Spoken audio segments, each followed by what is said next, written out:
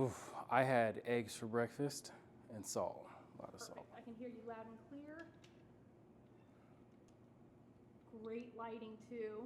I'm so glad it's not super sunny, so there's no bad shadows on people's faces. That's always a tough one. People want to shoot towards the window. I'm like, no, I know. face the window. Exactly. And they're like, yeah, the river background right there would be so cool. But Yeah. next time. Okay, looks good here from my end. I'm already rolling on my audio. It looks great from your end. We're already rolling there. Okay, I'm going to go ahead and have you introduce your name and your job title for the camera. All right, my name is Joseph Blackman, and I'm the founder of Vitendo Training Solutions. And where are we today? We are in beautiful Grand Rapids, Michigan. My first time ever here. And what brings you to Michigan right now? Well, I'm in Michigan because I am speaking at the Snow and Ice Show. I spoke at 10 a.m. on this Tuesday, and it was a good event, standing room only. You'll notice that after each question, I'll probably pause a little awkwardly long. I'm just giving myself some moments to cut. Is this your first conference here with us? This isn't my first Snow and Ice. I went to the Snow and Ice and exhibited in Omaha, Nebraska, but I had a good time at that one, so I knew I wanted to come back. Omaha was one of my favorite shows because I adopted one of my pets from there. Okay. I was right next to that petting zoo, so they did add a lot of color to where I was at for sure. I would love to hear a little bit about what you presented on here. So my company focuses on workforce development, on succession planning. I'm a firm believer that succession planning doesn't have to be people, it can be processes. So those small incremental improvements that you can implement day to day can help define and define a better culture for your agency over time. Absolutely. Now, are you an APWA member? Yes, I am. I'm a part of the APWA chapter of Arizona. Been a part of APWA for about, 6 going on 7 years here. That's a perfect lead into this next question then. What would you say to someone who is interested in coming to the Snow Conference or joining APWA, but is just kind of on the fence? Conferences for me, and I get it, the younger generation looks at conferences like, why would I even go? What am I going to do there? Like, why do I need to learn anything? I just want a job so I can make money so I can do what I want to do on the weekends. But once you get into a career and outside of jobs, you want to start developing relationships. You want to start to bettering yourself year after year after year. You want to be able to show up in different rooms as who you want to be instead of somebody who they see you as. So coming to these conferences, it allows me to develop relationships, it allows me to learn, and then also I get to get that energy that you get with being around 3,000 other people who are all pushing in the same direction you're pushing. The lone wolf strategy was cool back in the day, but now we can get further faster with more people. Mic drop. Okay. I have a quick question for you about what winter was like in your community this year. Well, winter in Arizona, in the Valley of Arizona, it doesn't look like winter in South Dakota or Minnesota. Winter in Peoria, Arizona, it probably gets to the low 50s, maybe high 40s. We don't get any snow. But up north in Flagstaff, there's a ton of snow, a ton of sleet, rain, ice, all that.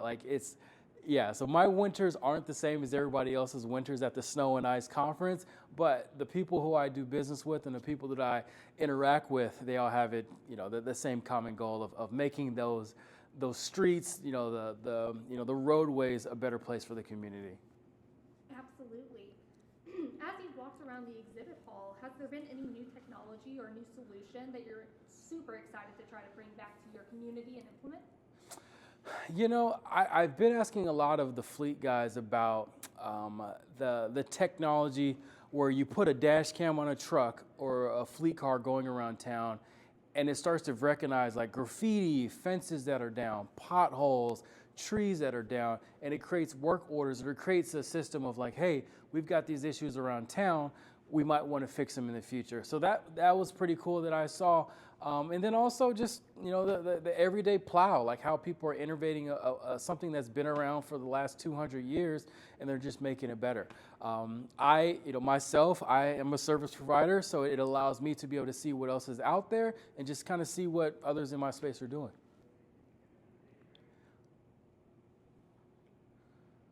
Okay, I have another question for you.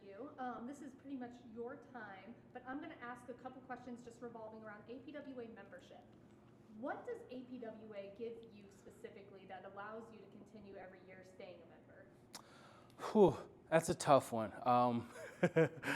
Because you always want more. And I'm the type of person, I feel like I can get stagnant real easy if I keep doing the same thing over and over.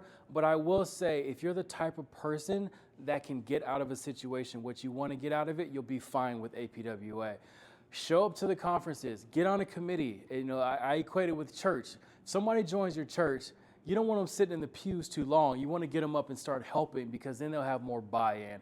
And again, if you show up to APW, your local chapter, see what committees make sense to you. Get involved. You don't have to add 20 hours of your work week to APWA, but maybe 2 hours a month you can add to your work month. And be selfish. Get out of it what you want to get out of it, because you'd be surprised. A lot of other people want the same thing you want, so the changes that you make will also help the community. I'm hoping to start a Get Involved campaign with APWA, so what you just said is going to feed perfectly into that. Thank you so much. Sure. Okay, so I've exhausted most of the questions that I had for you, so I'm going to open up the floor. This is your time. Is there anything else you would like to say about APWA, Snow Conference, your business, your municipalities, anything?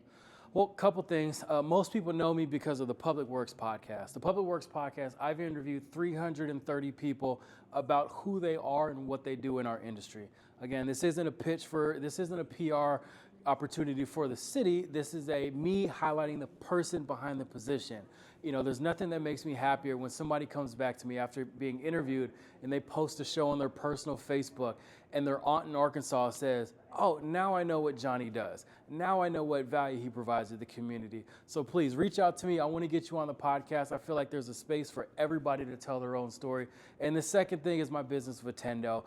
If you've never heard about Vitendo, if you've ever been on YouTube to watch a video on how to fix or operate something you own, that's what I create for cities. That's what I create for agencies, all the like. Those pesky workforce development trainings, that institutionalized knowledge that guys leave with after they spent 30 years with your department, and they take all that knowledge with them. Let's get that on video. Let's get that in some software so everybody else can learn the same way. Beautiful. Okay, I'm going to go ahead and stop the camera real quick. Go ahead and stop audio. Beautiful. How was that?